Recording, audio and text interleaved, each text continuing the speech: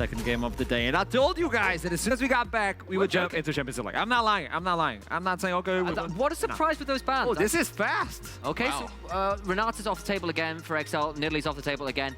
Kex Renekton offers, of course, strictly a flex, but I think that's interesting. Ban away on blue side. Other side, the Zeri away from Zamalek. I don't blame them, and everything else pretty standard. But it means Aphelios was up, not picked, and it's Zamalek Varus. Well, I like this because this is just saying, okay, we have the immediate counter pick into the Aphelios. We don't care about it. And Riddle... M&S could play it mid. Yeah, I mean, there's technically the possibility of that. And that's the scary thing again. Like, the game-to-game flexibility of XL is just kind of scary. So Riddle, instead of going for the Aphelios, they don't take the bait. The matchup one-to-one really sucks. You can get locked down. Okay. This rotation, however, from Riddle, this is great because already there's a lot of non-committal engage tools via the curtain call, via the equalizer, and you're always going to be able to chunk out XL at range. Now, of course, you can already say the same thing for the Varus, and this is going to be the crucial part now. How do JDXL actually round out their first portion of the blue side draft? They're going to get a little bit of engaging by the Hecarim. They're going to try and match the clear speeds, but we've seen this matchup already. Quite a lot. And of course, you've got to remember that Dan had that banned away from him first round by Riddle last game. He gets it. You get M&S on Ari, so you've got yourself a lot of... Between the Varus, you've got a bit of pick and range, and then you've got full divers required. Yes, Riddle have the range, and I had this issue with the draft the last time where they just got really outranged unless they went all in to get burst down. You could do that, but you had to go all in. Rumble, Jhin, as you said, a lot more non-committal, a lot of lockdown from range. You've got your artillery line. There is a Vanguard to go through. Slowq gets his Aurelia, could go up to Kex again as well. But interesting first three from both sides. this is why MC is so valuable as a jungle with the AP mages in the jungle. There we go. Now we get to see the Aurelia. As you told us, it is a flex, so we still don't know, but it's pointing out to be one. Yeah, and now this is where, at least to me, the support priority gets really interesting. Yes. Leona comes off the table. I think both these teams really want Rakan, and it's going to be a bit of a tell on whether or not XL are willing to give it over to Riddle, because right now they don't necessarily have like the greatest direct engage tools, but some of the, again, the ranged engage that could be capitalized on by Rakan is very powerful, and I think that's why we're seeing Leona already come out. Tom Kench just for a little bit of safety on the bottom side, because it looks like XL, they might play off the sort of dive-ish between play pattern between the Hecarim and the Ari. And now Riddle, Thresh is still there. If they want to move away something like the Nautilus, that's also an option. Anything that can really sort of be a bit of a nuisance when it comes to eventually diving in. I think that's what they're looking at here. I wonder whether Zilean gets taken off the table here as well. Yeah, I think JDXL have thrown some priority to that. You've actually got a Hecarim and an Ari. Great call. There you go. Would have really loved that. I think taking that off makes a lot of sense. It's another one of those semi-high priority picks that's kind of flexible for XL in particular. Not off table from Kex. They are really trying to make sure that Kex has a difficult time blind picking here or having easy options. Nautilus makes a lot of sense. Someone to follow up with the Aurelia, lock people down on the red carpet, which MC is bringing. I like how Riddle's comp plays, but I mean, it's not like XL are feeling that sad about it either. And if Kikis picks a Blitzcrank, I will be very happy. Yeah, I don't think we're getting Blitz, Sam. I'm sorry. I don't know. This is a team that's done some... Go on. Just do it. We just gonna wait out the timer? Wait, yeah, I am. I mean, I'm expecting Rakan. I'm expecting. Yeah, okay, Braum. Or Braum. Yeah, that makes a lot of sense into Jhin and. Yeah. Okay, yeah. So That's actually more sensible. Like now, over to Cries, I think plenty of options really there. If you want to go for something more team fighty, then I was gonna suggest the Gangplank or the Gragas, but they're just looking at the dive, right? And Camille, I don't think there's too many divers better that can do it from the top lane. And now for Kex, he knows what he's playing into. If you go for the Ornn, you're giving a bit of a free-ish lane to the Camille, right, in the scaling side of things. But you're also providing that overhead. Again, a lot of non-committal engage. That would be the complete opposite of non-committal engage, as we're just hovering through a lot of these tank options, sort of engage, supplemental picks. I like it. Shen comes through, and honestly, yeah, I don't mind, because now this is a lane that can actually match the Camille in lane one-to-one. Kex could even go for the Flash Ignite. He can drop the teleport. He doesn't actually even necessarily need it, and then you could really put the Camille in the dirt 1 versus 1. And again, if we've got some of these diving members coming through, having that Stand United as a sort of backup plan is always going to be great. And again, XL's composition, it wants to dive as well. So having the flexibility of saying, okay, we can play it offensively with Stand United or defensively, I think that's a really great way to round out your topside match. And it does a lot of what Riddle probably need from this draft. And you can see with the Braum pick, XL don't want to play with bot side. No. The way that Riddle have drafted is saying, look, we tried to make the bot lane dive work out last game. It didn't work. This time you hit level 6. Equalizer, Stand United, throw the Aurelia down there. Everyone goes in. We burn them all from range, kill everybody down there. I think it's a pretty straightforward play pattern from Riddle, but I quite like it. But on the other hand, it's not like XL don't have their own play patterns. It just depends which side of the map gets snowballing quicker, because I think it goes from 0 to 50 real fast in this game. We need to look into the farm again. Are they going to stand behind just as we saw in the previous one? Or are they going to match up versus JDXL? Questions that need to be answered, and in order to do so, we need to toss it to the casters. Hipbrain in trouble. Thank you very much, Arkarom. Honestly, our desk, they are such a group of fitties, aren't they? They all are. You freeze up. No, I did. So anyway, this game. Jamada's doing it, actually. Look at him. He's a cutie. Anyway, so XL, the first game was very decisive. And it wasn't decisive just because they like hard stomped them. They just out macroed Riddle. It was just a very clean game. They knew how to play their side lanes. They were taking the advantage of the map. Their vision was clean. They were only working with vision. I think MNS outplayed a lot of the ganks thrown his way as well. He only died once in a 3 versus 2 scenario. I think that was clean League of Legends from the side of XL. And right now I am again worried because XL have gotten a bunch of the champions that they really like to play. Zamulok on his Varus has 1v9 plenty of times with this champion earlier in the regular split. Dan has got his Hecarim. Imagine the Ahri plus Hecarim setup after level 6, how they can dive into the backline, how they can reach members from the side of Riddle. 30 seconds. But Here it comes. MC on AP junglers, none other than his Rumble. And why I really like how MC pairs up with SlowQ is because SlowQ has a bunch of AD champions in his champion pool, from the Yasuos to the Yones to the Aurelias to the Cup. Everything you want him to play mid AD, he will play it, which complements MC's AP champion pool really, really well. yeah, no, this is one of the greatest things is when you have someone capable of playing these AD mids, it really enables the jungler just to be able to flex around their pool. And, you know, we hit on how in the last game, how MC's jump pool was fairly slim. So having the ability to, you know, have things like this Rumble and then knowing that, you know, you're not going to kind of handicap yourself by taking an AP mid laner. I really like this, actually. Talking about handicapping yourself, Rumble is a champion that doesn't necessarily have any setup to provide any lanes. He's like an AP Graves. He walks into your lane and tries to put down as much damage as possible until someone dies. Now look at every single lane from the side of Riddle. Top lane, you've got setup because you've got the Shen. You've got the taunt, you've got the flash taunt, you've got the Aurelia, she's also got a stun. You look both side of the map, you've got a Nautilus, you've got so much CC, so much setup on every single lane that MC can actually pick and choose wherever he wants to go and who you want to punish. Now, if we're looking from the perspective of Riddle, I definitely want to punish MNS before level 6, because after level 6, it's really hard to catch the Fox with the 3 dashes that she does get. So maybe we could be looking for like a full clear into a back, into maybe a mid lane dive, because early on, Ahri will push into you because it's the melee versus ranged matchup. So Aurelia is going to suffer a little bit. Kex just gets that level 2, gets the lovely trade off there with the taunt into the Q damage, and Kreis can't really do much about that, but just kind of eat that trade, but has now hit level 2 themselves. As SlowQ actually finds the stun off onto MNS, doesn't actually commit. That was very slick by SlowQ. Gets the passive charged up as well, and this is on those points where... That's how I play Katarina as well, by the way. What, just aggressive? No, just really sleek. Oh, okay. You sure about that? Go on. No, So, what we do see, though, MNS obviously did have the lane shove early, but now SlowQ should be, at this point, pretty comfortable to be able to contest the waves. Obviously, you know, when the waves set up in a nice way where you can dodge out on the skill shots in the RE, it does mean that you can kind of trade on your terms, as we saw there from SlowQ, but you eat a charm, you eat a bad trade, and suddenly this lane gets a little bit dicey as... There you go, SlowQ goes for the flawless duet, misses out and has to step That's where away. it becomes a little bit difficult for SlowQ right here, because you're in a very vulnerable situation. You've shoved in an entire wave, you're melee, you're very immobile in the early stages of the game. You can't necessarily push too hard, which what he does is he's trying to scout for Dan. He sees that the bot lane scout crab has not been taken, so now he knows exactly where the Hecarim started from and where he's going to end up. He's actually going to get spotted here, which is something that XL have been doing to MC since game 1. They've always been putting down the vision early on to try and find where MC is going to be pathing. Same thing, if you look at his rates, there is a ward down that actually spotted that he ended up on the top side of the map, and now he's had the reset going back onto the map. So he's technically a step ahead of the Hecarim, but Hecarim doesn't necessarily have to rush anything. For Hecarim, you're looking at the level 6.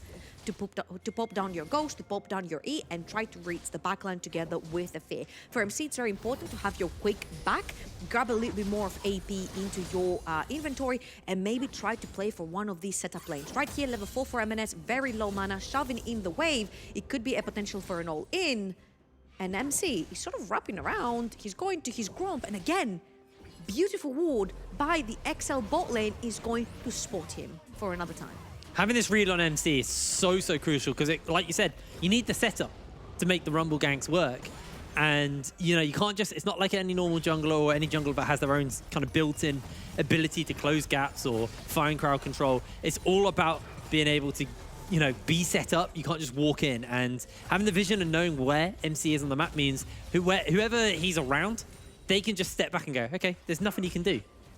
And MC, I believe... that is the perfect timing right here because the wave is pushing for MNS. He's level 5, doesn't have the dust available. So if Slowq lands a stun... Oh, he does. He's jumping in. Slowq hasn't got the mana to work with. And MNS gets charmed, flashes away to safety. His top laner is coming down, though, and Riddle trying to find a little bit more damage. He lands it. He finds first blood. MC able to find the kill onto MNS. I thought he was out for a brief moment there, but he wasn't. Very well done. What did we say? You have to punish MNS before he hits level 6 on the Ahri, before he has all the dashes available to him. Really great punish right there. They cuts MNS on the transition, trying to crush 2 waves underneath Slowq's tower so he can keep him occupied, so he can have a free back. But that is not the case. And remember, MNS also playing Ignite, doesn't have teleport, which means he's not going to instantly be back in lane. Doesn't lose much because Slowq TP's back into lane and is able to push in the wave. But there's 1 kill for MC's Rumble, and that is also 1 stack on his Dark Harvest. Now he's heading towards the top side of the map, where Kryze is the suspect under ganking potential here. Kryze does have the flash and the hook shot, so it's a little bit harder, especially when you don't have that carpet to work with. The Keck's now got level 6. That's something we do need to keep our eyes on, because that Stan United could be very scary to turn a fight around. As just going for a light trade onto Kryze is actually going to be able to block out the second part of the queue with the Shroud. Lovely stuff for him. Look at that yet again, though. Kiki's first on the map, the first to reset from the side of the bot lane. So he is shadowing Dan around the map towards the top side of the map. Again, MC, I feel like, especially when he's playing his AP junglers, his bread and butter champions, he's so quick to act inside the jungle. It's like they're the extension of his hand. Whenever he's playing middle lane, whenever he's playing the Rumble, you see that he'll put down the ganks without falling behind in momentum, without falling behind in farm, and that is exactly the case right here. He's ahead of the Hecarim, he's put down a gank. Oh, they landed it! They've got everything they need as well. Kex is going to get bot back, but they can pin him in place with the Hextech Ultimatum if need be. They're going to hold those spells, though, as he flashes away to safety. Kex gets out. The Hextech Ultimatum wasn't pulled. Oh, Kex survives. He played this so beautifully because he knew Kryze had no mana to use it. And hold on. Bot lane yeah, he has the equalizer. He's going to put it down. The carpet's on everyone. They're trying to pin him in place, unable to do so. Fedigan doesn't have it, but they get the taunt off. Not going to be able to find it. The flash, the arrow, the damage from Zamulek comes in. An absolute chad of a play. Trading 1-for-1. Zamulek. So you have to translate this into something because Kryze is getting free pressure up the tops of the map. He's getting free play towards the tops of the map. Zamulek manages to trade 1-for-1 in a 4 versus 2 situation down the bot lane for XL. Really well played by the XL AD carry right there. Pulls forward for one last auto, procs the Q as well. Beautiful stuff right there from Zamulek. So right now, I think Riddle need to transition that into a tar plating, at least in the bottom of the map, and a dragon for it to be worth Kex burning his ultimate down the bottom of the map. As you can see, the dragon is still standing. Yeah. It did not go down, and there's 2 tire platings missing from the top lane tower, which means while everybody was busy trading 1-for-1 in a 4 versus 2 in favor of Riddle, Kryze was actually feeding his Camille. Yes, and that's a scary fact. That's a scary thing to think about, although Shen is a champion who can somewhat deal with her as we move later in. Just if you're on it with the W, then you can block the second half of the Q, then obviously it does help with those trades, but I wouldn't say it's a lane that you ever particularly win as you get later into the game. You can just stem the bleeding and hope the rest of your team can find something else. Okay, this is a little bit problematic for Riddle, and again, they're quite late to the play. So they transitioned Fatty-chan at the tops of the map, but Nukes is hanging around the mid side of the map. That means that Fatih cannot touch that wave towards the top side of the map, so he's missing out on XP, he's missing out on gold until the wave is pushed towards him. And because Kekt had to burn early his TP to get back to lane because he got ganked, and his ultimate to get down bot lane to save that bot lane fight, he doesn't have anything to actually enter that fight. Zamilek all along down bot lane, he does have the ultimate available, which means if Kekt oversteps, he could get stuck in those chains. Well, the equalizer goes down, the chains land, and that should be Zamilek out of there. Gets the Q up. See if he hits it. Ooh, no. MC's able to dodge away, but now XL, they're looking to dive. They've got the ability to go for this. Dan can just go in for a big old fear. Hook shot, pinned in place, knocked up. Fatih can't do anything, and Nukes is all on his lonesome as he'll be taken down. Prize finds the kill. The charge out by Dan. And Slowkey just a little bit too slow to the play. And now MNES is in the area. Kex, though, getting a lot of damage put into him. If Zamulek can get an empowered Q off, Kex might go down, but is able to dash away. It's just all very confusing because while this is going down, Riddle think that XL is probably going to go for the Dragon because they won the bot lane fight, but this is not the case. Actually, XL go towards the top side of the map, they take the Herald and they dive Riddle's bot lane. And again, you definitely, if you want to swap them, you probably definitely want to put them around the Rift Herald. That's if you are actually contesting it. Now the top lane is stuck on the top side of the map, and there's a very angry Hecarim, level 7 on Dan, dives in with the E first. Of course, Jane is the one that's going to go down first, and then very well played by Kryze, drops the aggro right there. Dan also has the ultimate to get out when he gets the aggro. Very, very, very well played dive between 3 members to kill both the bot lanes from Riddle. That was actually very well played by Dan to hold the ult, because I feel like most people would just see that as a perfect time to Hecarim ult, get the fear off onto them all. But he goes, nope, I'm going to hold that until it's absolutely crucial. MNES looking for nukes, but finds himself hooked up and toasted. Oh. That's one dead Foxy as they're able to lock down on to Kikis. He's trying to jump away, but the curtain has been called and Slowq has his number. Stolen away with the Blade Surge is now Dan. Not in particularly the greatest position. He's trying to get to his AD carry to keep him alive. Hasn't got the Onslaught of Shadows available yet. And Zamulek should just be able to move out from this one. Although dodging out is going to get hit, going to get knocked in place. The chains are not even going to do anything for him. Oh, that's just an easy kill. So disgusting to play against Nautilus Rumble because we mentioned how Rumble doesn't have any tools to pin you down in place, even though he does so much damage. And right now he's 4 kills in. He's almost got his rocket belt available to him as well.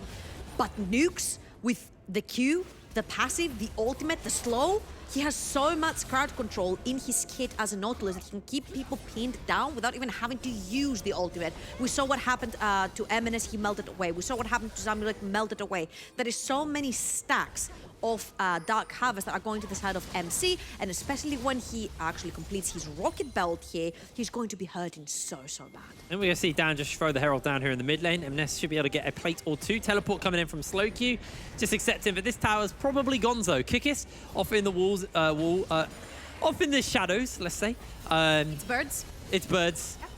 Trying to find a kill on. They get Slowq. Slowq jumps forward, gets exhausted. Nukes eats into the wall with the hook, and Slowq able to just about dodge out, but MNES now charging away as the death charge lands onto him. Kikis eats the hook, and MC is making his way forward. The carpet has been laid down, and MNES is cooked. Slowq able to find the kills. He's resetting through the minions, can't find the snare, can't find the lockdown, and Riddle just find a nice punish onto the mid laner for XL. 3 deaths for MNES. Riddle is chaining their CC so beautifully. They allow one to run out, then they put another one on top, then they wait for that to run out, then they put another one on top, so nobody escapes the red carpet from MC, and now they're having their side. Zamulek, Rocket Bolt is available to reach. Curtain has been called. He is in so much trouble. He's dodged 1, but he's dodged 2. He can't dodge the 3rd. And Fatih able to find the kill, but he did a lot to MC. That was closer than maybe it needed to be. It was a valiant try.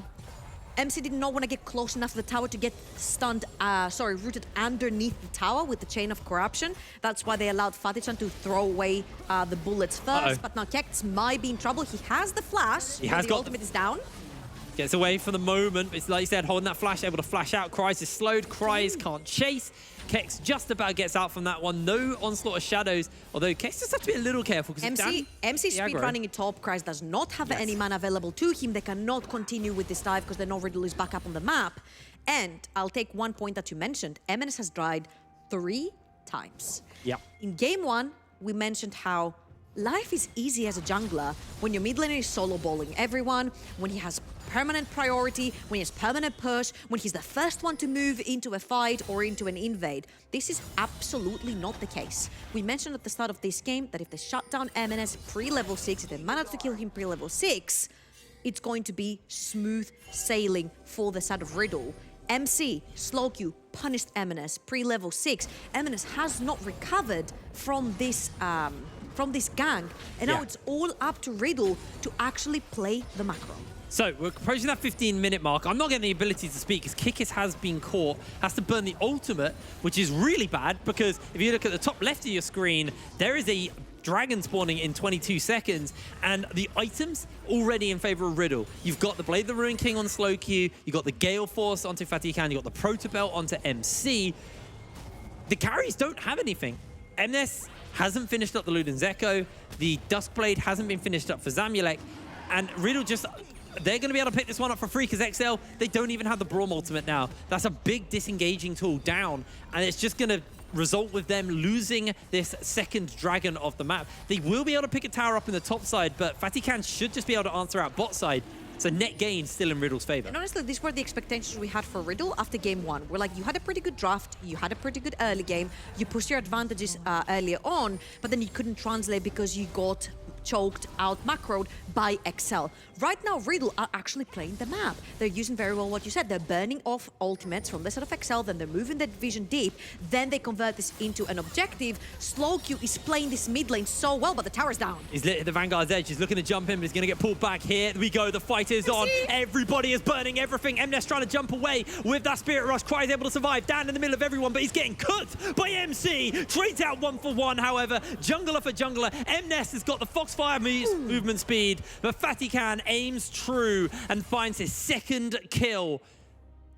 They managed to trade 2-1, but they get the mid lane tower for the side of XL, and that is so important. Didn't have the flash, did not have the flash available to stop that TP, and honestly, Zamulek, he should type in the old chat right now, calculated. Oh, that was the squeakiest bum moment I've ever seen. Let's see this fight again. So, a little bit questionable positioning from MC because he walks a little bit too far forward, and there's a bunch of taunts thrown right there. MNS's taunt lands onto MC. Dan is also diving. So you give a 700 gold shutdown to a Hecarim that has definitely been struggling in this particular game. And if he gets beefy enough, it's really hard with the carries that you do have in your team right now to take a Hecarim down. So all in all, I think it was a pretty worth trade from the side of XL. They take mid lane tier 1, they can move their vision further deep into the jungle, and if you look on the bot side of the map, that's exactly what Kikis and Dan are doing. Dan took that shutdown, grabbed a bunch more items into his kit, mostly armor related, and then with Kikis, they moved the vision down further in, because this is the side that Cryze is going to be split pushing for himself. So they're keeping the side lane pressure alive by warding down, giving vision to Cryze, allowing him to play safe, whilst Riddle is playing towards the other side of the map, and MNS is respecting that because he definitely doesn't want to ruin his KDA anymore. No, absolutely not. I mean, it's already kind of ruined, let's be real. 0-4-1 on the Ahri. Struggling, let's say. Yes, definitely struggling a little bit there. But like you said, you know, Dan getting that kill's massive for them. Someone needs to pick up the Eye of the Herald. Hello, there we go. Do you see it? MC's going to pick that one up. I'm assuming that's going to go down in the mid wave and open up the map a lot more for Riddle, as realistically, taking that tower down just really just gives him so much pressure. And now we're on the Infernal map. Obviously, there's less bushes, there's less walls, there's a lot of places you can kind of find good flanks on, and that's going to be wonderful for MC. See, I beg to differ. Okay. I do really like the mountain map when you have to play against Rumble, because it makes the rift much slimmer, which means your equalizer is much more likely to hit. I actually favor Ahri and Hecarim in this open map, because they have so many different angles that they can flank you from. Yeah. Just because these small rocks sort of like block the vision that you might have with a ward, you can't have all the angles. So I really like your way of thinking because you like bigger map. MC can throw down the... Oh, what a hook! Fries, you are doomed. Kikis sends out a desperation ult to try and save his top laner. Now they can pop down the Rift Herald right here. There's only 2 members. They have to respect that it's a 4 versus 2. And definitely the bot lane from XL does not want to get dived right here, so they will respect. Rift Herald will go down. If I was Riddle right here, I would keep pushing. There's an entire wave pushing with you. The Dragon is still not up, but they have to respect Hecarim. They will push. They have the TP onto Kekt. If they get engaged upon it, maybe it's going to be pulled here. They're looking for it. Here we go. The charge lands. 3 people knocked up for the moment. They've got the fear. They got the lockdown. They got the damage, and that is going to be the kill. The Vanguard's edge is huge, and Slowq just looking to jump through everyone, but he's going to burn down to the ignite. MNES dodging everything, eating a charm as well. Kex is eating so much damage. MNES just needs one last dash, gets the reset. Another dash available to him. Foxfire's on. Nukes finds the hook, but MNES will continue to chase, continue to charge. Triple kill to MNES. KDA has been fixed, just like that. Ooh, and XL managed to turn a 4 versus 5 situation around. And it's all up to Dan finding the backlight dive, disrupting the 4-man wall that Riddle tried to create. 5-man wall with the addition of Kekt running in, but massive ultimates were not up and available. The Aurelia ultimate, the Rumble ultimate, Kekt's ultimate onto the Shen, they were not available, and this has been what's been creating the distance between Riddle members and XL members. So you can see Dan right here get Slowq into the entirety of the team. Zamilek is able to get Qs off. MNES has beautiful chained spells right here towards the back line, and then Kekt oversteps. He gets taunted, and this is where the bad news start happening, because once Ahri gets 1 kill, VR gets 1 more charge, which means he will continuously be moving forward. She gets another one right here onto Nukes, which means that she can move forward again. But Faditsan, thankfully, is safe from that because MNES had just used his charm, but there's more. Back into the action. Nukes is nuked. As JDXL able to pick the kill up. The curtain wasn't called, but the... You find a little bit, actually. Slowq trying to find the lockdown. He's going to take a lot of damage. MNES actually misses out on the charm as he's dashing away, and actually they find the turnaround. Kex finds a massive ultimate. Slowq is popping off, baby! They found themselves a shot into Dan. One final one will be enough as MC finds the kill. XL, we just flipped this script once around. What the hell was that? Slowq just refused to die. That wasn't a flip of a script, that was a flip of a fight, because you definitely do not want to be moving that far into the jungle versus all this AoE damage coming in from the Rumble, the Jhin, the Aurelia with ultimate. It's just so dangerous. And Riddle have run XL down. They don't care about the Dragon. They'll take it anyway, but they don't care about the Dragon because when Baron is on the map, that means seeds, that means towers, that means one step closer to XL's Nexus to equalize the series. How can XL even try and contest this? They're bolting out of the base right now to try and get close. I can tell you. Zamilek doesn't have summoner spells, so he can't step up without losing his life. They see them in the pit, and they're just going to have to call it there. Although Kreis is looking for this. He finds the hook shot. Equalizer is perfect there. You cannot engage. Oh, Nukes takes a lot of damage, but not enough to go down. And the traps from the Jhin are just too oppressive as Kreis continues to chase. Looking now to find Kex. Gets the slow off into a couple of members. Jumps in with the Hextech ultimatum. He's trying to force a fight on his turns. There's the charge over the wall. They find one as MNES is going to jump in. Zamulek finds the kill just like that. And everybody gets knocked up. They lose Kex, but that's not the end of the world. Woo! That was a lot of damage. MNES actually looking at Chase. He's still got a couple more charges. Finds the charm. It's a 2 versus 3. I don't know if you want to necessarily take that because mid lane has a beautiful wave that XL can take advantage of and push the mid lane tier 2. So that was a really good chase right there. They dodged the equalizer, which is that big spell you definitely want to dodge, especially when you're playing in a very closed up spot, which is where XL was chasing Riddle to. They dodged the equalizer and then they're able to close out. But right here, again, Nukes, he's trying to get some vision down. Of course, he has Riddle right behind him, but he gets instantly destroyed. Now, where the problem happens is that Hecarim has no ultimate, which means he cannot necessarily find the backline, and Slowq on that Aurelia survives so much due to Shen also coming in and putting down the damage. Finds MNES, who doesn't have any more charges on the ultimate, and we have all seen Aurelia get 1 kill and then snowballing that further and further. Conqueror starts working, her passive starts working, Blade the Ruin King lifesteal starts working and coming in, so suddenly a 1% HP Aurelia turns out to be an 80% HP Aurelia after 1 kill. Really, really scary stuff. Obviously, has the Gore Drinker as well, so even more sustain, which you don't really think about. Does come in there as MNES trying to clear out this wave. I believe mid-tier 1 fell in that replay for the side of XL. But I think that's all they've really been able to gain so far with this Baron. I just like how Riddle actually are grouping up as 4 members due to the fact that all of their carries are so squishy and they need nukes in the front line because whoever gets caught needs to get instantly Shen ulted.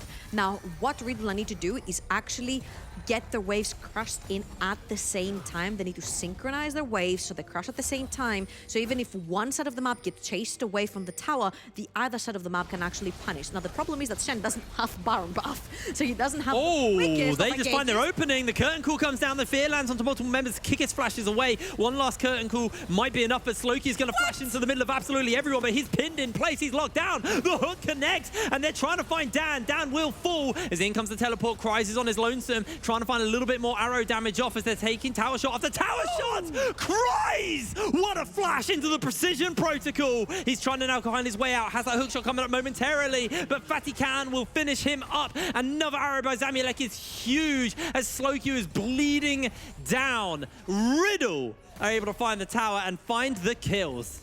Oof. So, let's talk about this one more time. Zamulek right there does not have the Gale Force. Try and get there. He does have the Eclipse. He's going more for the poke and kill build.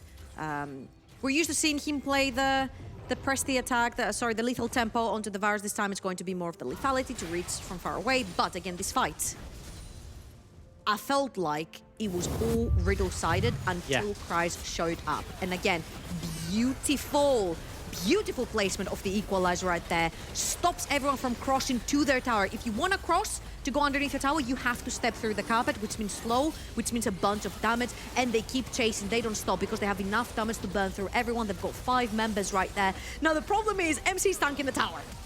MC's tanking the tower and he's going to get absolutely demolished by Camille's Q, which is more like a Cho'Gath R at this point. Cries is going to die, but all in all XL lose from this Baron is that bot lane tower. From that push, sorry, is that bot lane tower. But this to me seems like this is what Riddle were trying to do in game 1. This was the picks and the fights they were trying to start on their terms. But this time they got a team that enables it. But now we can't even go to a single break as they're able to find a kill just like that. Cries takes down Nukes. MC does use a stopwatch. MNES finds so much damage with the Orb of Deception. And it looks like they are just trying to find a little bit more poke. The arrow could be big. Fatikan able to dodge away as MNES continuing to try and thread that orb onto Fatikan. The true damage part do so much damage. And that's, again, so well played. That's so 180 from game number 1. You see XL doing the Dragon. You know what Riddle says? Screw that. We're going to push. We have a wave pushing top side of the map because of Kex. We've got a wave pushing in the mid lane because of us. Faditon right there is the recipient of a very bad pop of the plant right there. But again, they take the top lane side of the map. They're replying with macro and they're going to try to get something for it. They will not. Oh, they're going to look for it, though. Cries is taking a lot of damage in response. The Charm's going to work a charm. And Zamulek with a piercing arrow picks up the kill. They're looking for Fatikan, who flashes over the wall, but Slowq forces the stopwatch out. Slowq in place for the moment, finds himself the Vanguard's edge, buying a bit of space as he jumps in. He finds one. The curtain call's doing work. Slowq just about able to survive as Dan moving out with a sliver of health. These fights are getting so scrappy. They're getting so close trouble. Oh my god, I love the composition from Riddle. I love it so much because you've got so much range and so much damage from range with the carpet going down and with the curtain call being open that it provides so much room for the Aurelia and the Shen to play around these fights. They can dash wherever they want because XL has to dodge carpets, they have to dodge bullets coming in from Fatichan, they have to dodge so many things whilst also fighting face to face with a Shen and an Aurelia. I'm just falling absolutely in love every time Riddle pull out the Rumble. You know that this is going to happen and it's been working wonders for them, and right now they're going for Baron number 2. Yes, they are. Dan might look for that charge. He's got the Ghost. He dodges out on the hook, but he can't get in time. Are they going to look for the fight, or are Riddle going to be able to get away with this one? I don't think they are, because in comes the teleport. Cries needs to find a brilliant hook shot into a brilliant pick. Gets the stuff into a couple of MNES. MNES tries to get over. They don't land the charm, but MNES is almost going to be going down. Nukes chunked out low. MNES jumps over the wall, looks for a little bit of additional damage. They find it. It's a 1-for-1 so far. Looks like that might be all she wrote, though. Everybody were blinking health bars. Kex was looking for the taunt right there because he has the flash available, but the more you delay the backs from XL, look at the bottom of the map, it's being pinged. These minions are taking down that inhibitor tower on the bot side of the map, so the more you delay XL from back into their base, the more time these minions get face to face with that tower. And yet again, Riddle, beautiful trigger on the map. They go straight for the Baron. XL tried to reply. Yes, they kill one like they did before. This time it's going to be nukes, but you don't care. The fact that Shen this time has the Baron buff available, that allows Riddle to move around the map as a 4-man unit, allow Kex on the other side of the map. Now he has the Baron up minions with his side as well, so you can have a 2-lane pressure point. Absolutely. Wow. Some time to breathe? I honestly... I was a little bit lost there because every time you've done breaking down a fight, another fight's instantly happened. So this is like the first time we've had a moment to breathe. I got a little confused on what we do in those moments, but... You shout usually. I shout. It'll be coming, don't worry. These Riddle are definitely looking for more action in this game, and it's been working out for them. They built themselves a 5,000 gold lead. They've got themselves 3 dragons. They've had 2 barons. And they are looking towards getting a little bit of control around this bot side of the map because in 1 minute 40, we're going to have that infernal soul spawning up for them. They gave up the last dragon for a bit of a pressure play. This time... Dan is looking in the mid lane because they know Slowkey's on the bot side of the map. Teleports are going to need to be pulled here. There's the charge. They don't land on the Fatican. The Fatican's untouched. The equalizer is beautiful. Cooking for everyone. There's the charm.